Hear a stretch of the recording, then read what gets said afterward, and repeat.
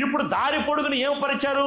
బట్టలు పరిచారు, చెట్ల కొమ్మలను నరికి వాటిని దారి పొడుగును పరిచినట్లుగా మనం చూస్తూ ఉన్నాం. ఇప్పుడు ఆ పరిచిన వాటి మీద యేసయ్య మాత్రమే కాదు, యేసయ్యతో పాటు గాడిద కూడా బట్టల మీద నడుస్తున్నట్లుగా మనం చూస్తూ ఉన్నాం. హల్లెలూయా, హల్లెలూయా. యేసయ్య నిన్ను వాడుకుంటున్నప్పుడు నీకు కూడా ఘనత వస్తుంది, నీకు కూడా మహిమ వస్తుంది.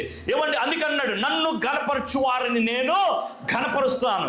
దావీదు గాడిద దేవుని మహిమపరచినట్లుగా మనం చూస్తూ ఉన్నాం. గాడిద యేసు ప్రభువారిని మోసుకుని వెళ్ళినట్లుగా మనం చూస్తూ ఉన్నాం. ఈ రోజున యేసు ప్రభువారికి సువార్తను మోసుకెళ్లే పాత్రగా నీవు ఉన్నావా? ఆయన ప్రేమను ప్రకటించే పాత్రగా నీవు ఉన్నావా? ఆయన సత్యాన్ని ఇతరులకు అందజేసే వ్యక్తిగా నీవు ఉన్నావా అనేటువంటి విషయాన్ని పరిశీలన చేసుకోవాలి. గాడిదకి దక్కిన భాగ్యం మనకు దక్కిందా, నీకు దక్కిందా అనేటువంటి విషయాన్ని పరిశీలన చేసుకోవాల్సినటువంటి ఆవశ్యకత ఎంతో ఉంది అనేటువంటి విషయాన్ని ప్రభు నామమున తెలియజేస్తున్నాను.